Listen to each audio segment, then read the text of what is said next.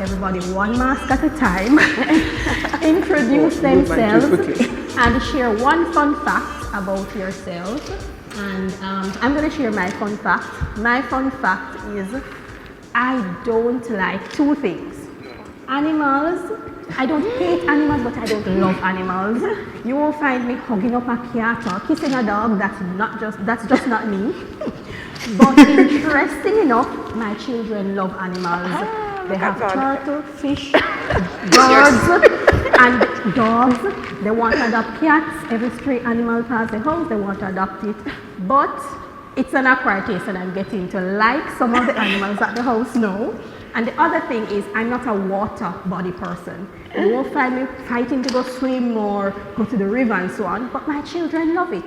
And so, again, as a mother, I am now forced to find the nearest river, beach, waterfall, anywhere that has water to take my children. And so, whilst I'm not totally swimming and loving water yet, I take my pictures, 150 of them, while they enjoy the water. So that's my fun fact. I'll hand over to Novia. She can share her fun fact, and we'll go around the room. Everybody will introduce themselves, and we'll move forward from there. Thank you. I was actually sitting here thinking, I don't have a fun fact. Novia MacDonald-White, I'm the Senior Associate Editor at the Jamaica Observer newspaper. Fun fact. I have to have condensed milk in my coffee. Good afternoon, I'm Claudia from NCB. So Nicole kind of put me on the spot in talking about fun facts. Well, actually, I love to watch a lot of sports, but I'm not very good at any the sports, but I'm very interested in like football, baseball, all of the sports.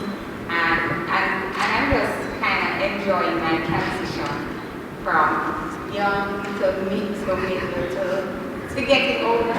It's very fun, and I know like I'm going to stay like grandma and enjoying that. Congratulations! It's very fun.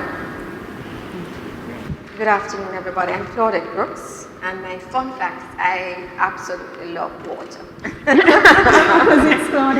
So for me, if just to chill on the beach in the water, and I'm just at my place.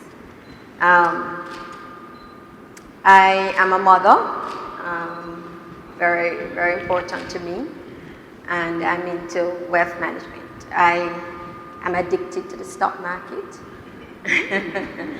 and I absolutely love what I do as a profession. I've been just lucky that way. I took the bold step of leaving commercial banking in my earlier days, and I've had fun since. Good afternoon, everybody. My name is Danielle Cameron Duncan. I'm also at NCB. I have two children, 8 and 6. And so on this side of the table, we're in good company. We love water, beach and must. Beach and other things. We won't talk about all the other things that happen on the beach, but I'm definitely trying to find an escape to keep me engaged.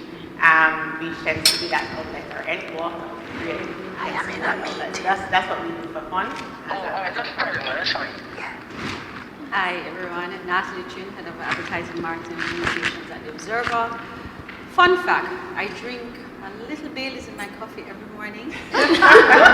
Usually by 4, just at Toops.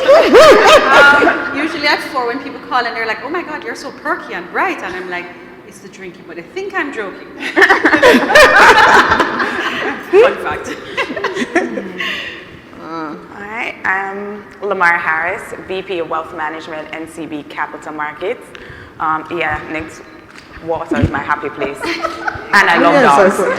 But I guess fun fact, for years I had this, I don't know if everybody knows that meme, dear Lord, may my waist get smaller, my booty get bigger, well, I have not been the most diligent, and I had weighed a measure this week, Monday. And when the man said, oh, you're half an inch down on your waist and half an inch bigger on your booty, I said, thank you, God.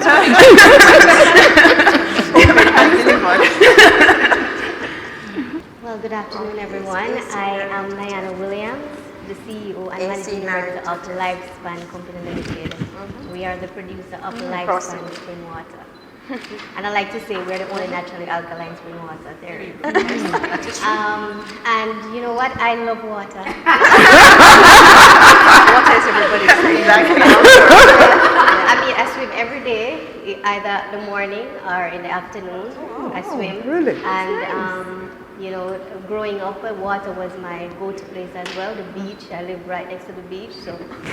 But yeah, water is everything to me. You would have to have a water business, Right? Yes. My name is Annette Wong Lee. I love water. Not to swim. I love my ponds. I love to hear it overflow. I have one in my house. That's all I love about water. But as somebody in the gas station business, I like to climb the trucks. And my friends like to drive past, take the pictures, and send to my phone. I just love that. Good evening, good afternoon, everybody. I'm Sharon Beach. Still I'm morning. the editor of Bookends Magazine at the Jamaica Observer. I don't know what fun fact I have. I am a water sign, apparently, but I don't like water. Since we're all talking about water, I love books, reading anything to do with books. So I don't know where work stops and where I begin. It's just all about books, reading, movies, that kind of thing. That's my jam. Morning, noon, and night. Hi everyone, I'm Jenna Patrick Cole, creative director and owner of Space. We're actually neighbors in the civil complex. And Team Water over here. Fun fact about me is that I actually particularly enjoy binge watching baking shows. And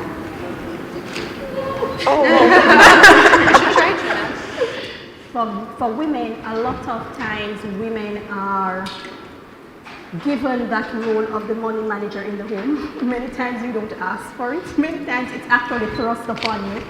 But because women are naturally, a lot of persons spoke about your children or your pets and so on. We're nurturers, and so we will try to do whatever we're doing to the best of our ability. So if it is to manage a small amount or a large amount, we're going to go to the ends of the earth to do so and do it well.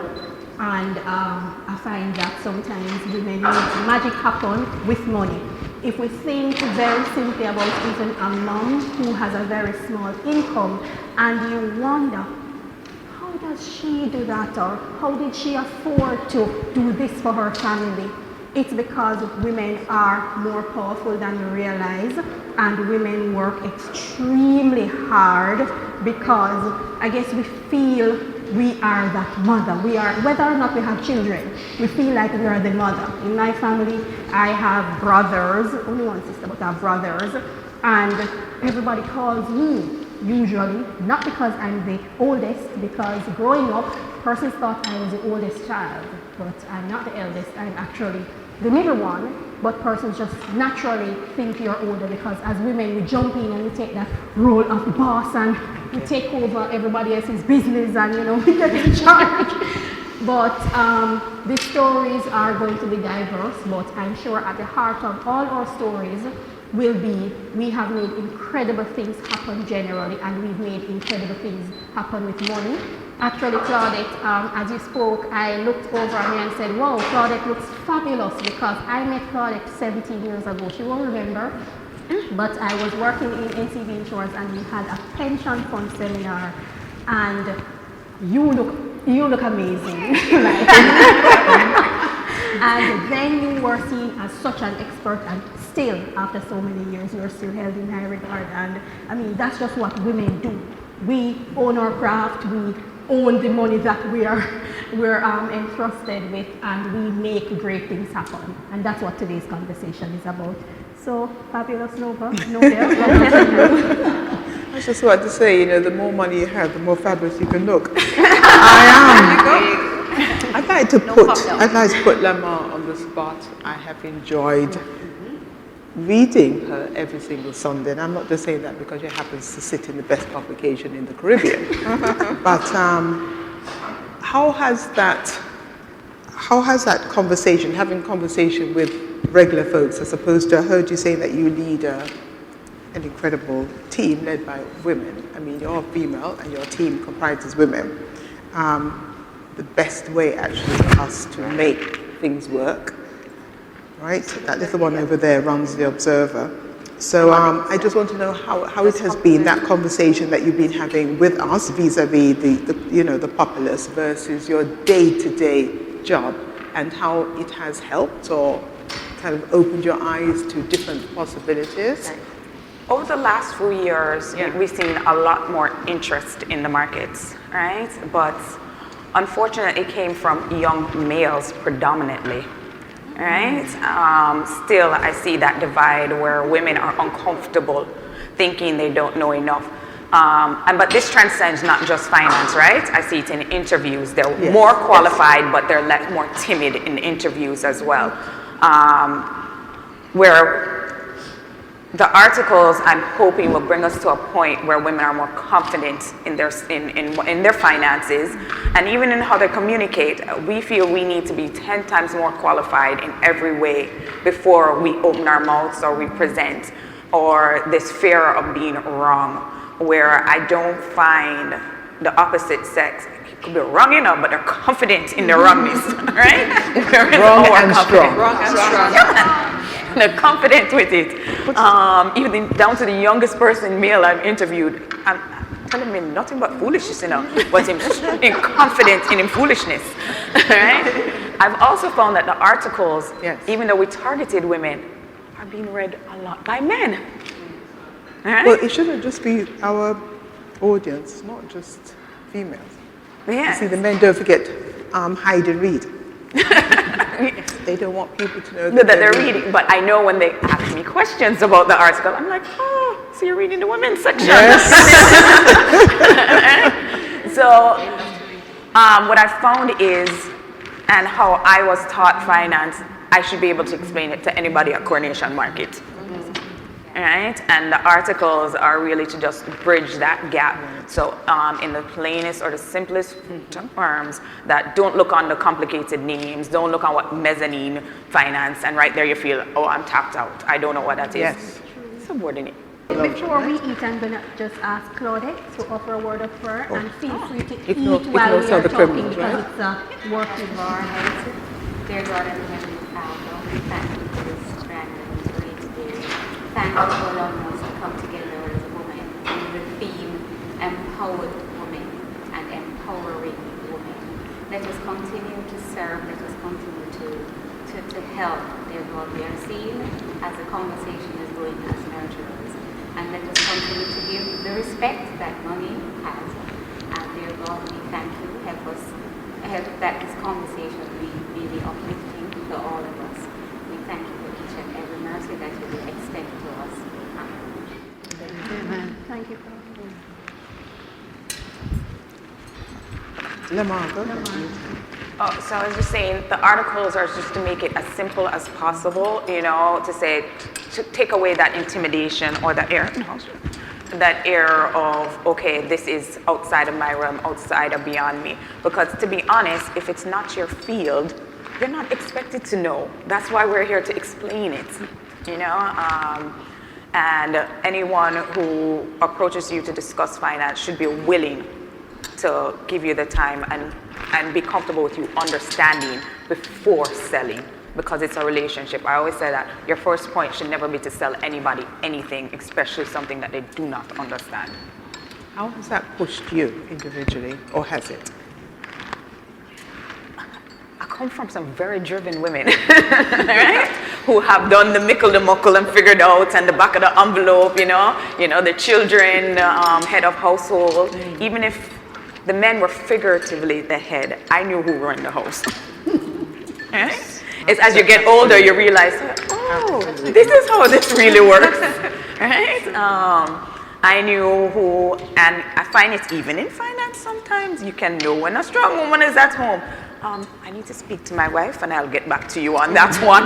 Or it's a family decision. They coach it around, you know.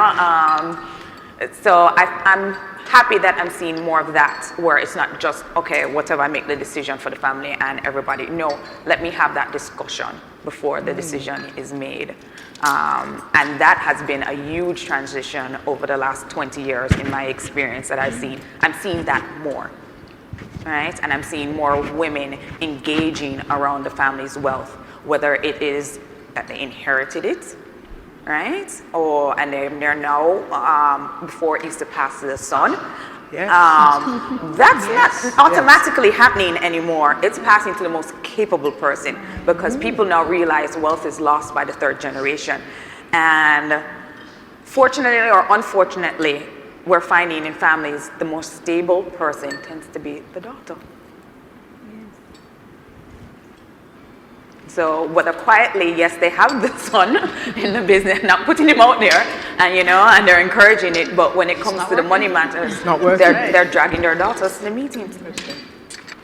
You know, very early in my career, in the early 90s, when I joined the capital markets, at that time I joined with Edward Gill, which is now NCB Cap Markets. Somebody said to me, Claudette, never you think gender. In the work world, never think gender. And I Was that a male or a female? Female. Okay. Very well. Because once you start thinking gender, you tend to act in an almost stereotypical way. And for me, I had parents who was just very motivating, and there was nothing that you couldn't achieve or do. And even sometimes, as an entrepreneur, in the capital markets, you will find men who think gender. So you may be supervising persons who still think gender. And say there may be certain discussions, they say, boy, Ms. Crooks, I think it ought to be two males have this discussion with this particular staff member. You know, and in instances, you facilitate. But I think it's important as women managing our careers and also managing our homes. Especially if we're a strong woman, we need to know when to switch roles. And there's a point at which you lead, and there's a point at which you follow, in order to have the career thriving and the home functional. Balance. So, and certainly in leadership as well, that happens. Certainly if you're leading with a group of managers, and you know, personally I see my managers as my equal, and so there are times when they will lead and I will follow, and there are times when I will lead and they will follow. So I think it's important for us to recognize that I had the experience that you had, where you had to be more qualified, you had to sound brighter. Because when I joined the capital markets in 1991, the stock brokerage in particular, it was male, just all male dominated. Yes. And then, even in terms of the customers, it was primarily male. And once they see a female, they think, boy, she don't have much sense in her. I've been told that. As a woman, And so I had to SWOT the annual reports. I had to SWOT them. So when they came, I said, well, BNS did 36% year over year, the net profit margin is, and I had to just work harder than the typical male in the same position.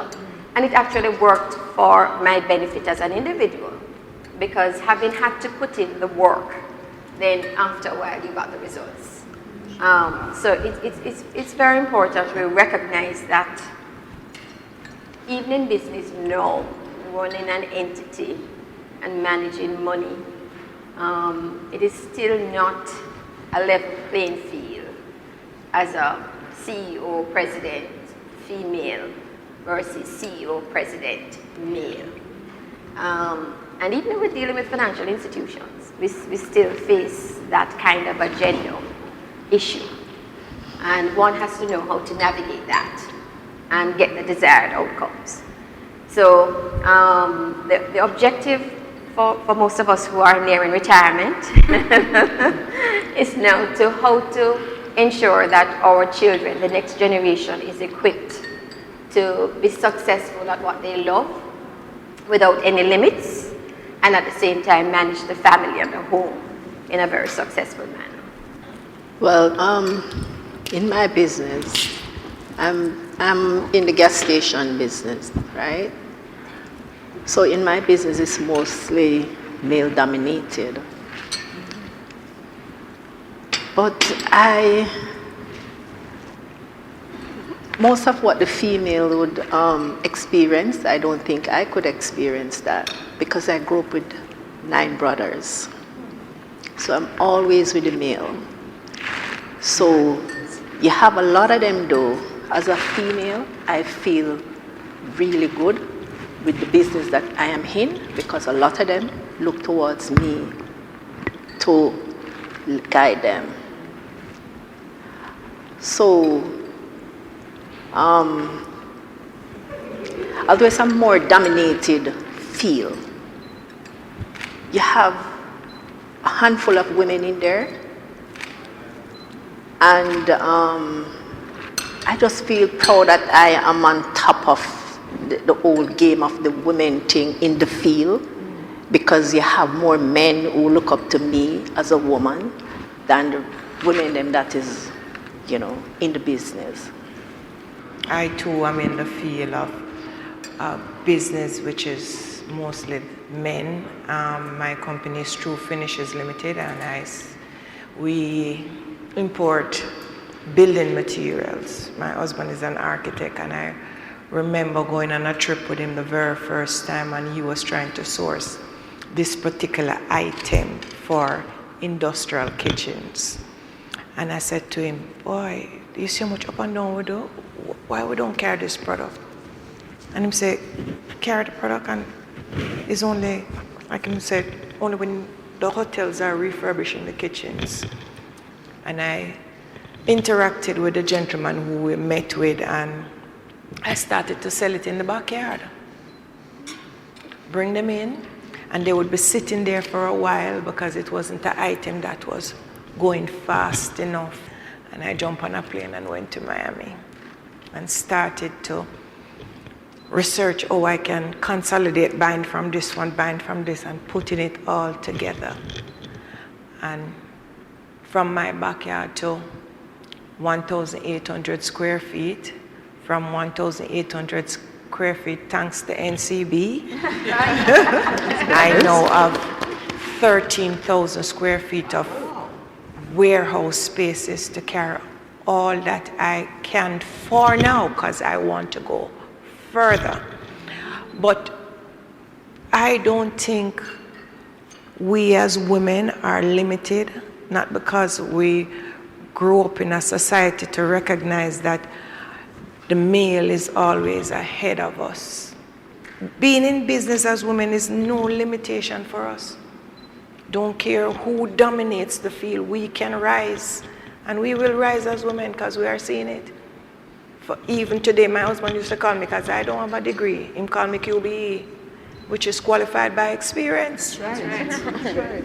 And my experience has taken me thus far that when I drive down Maxfield and look at my building, I said to myself, wow.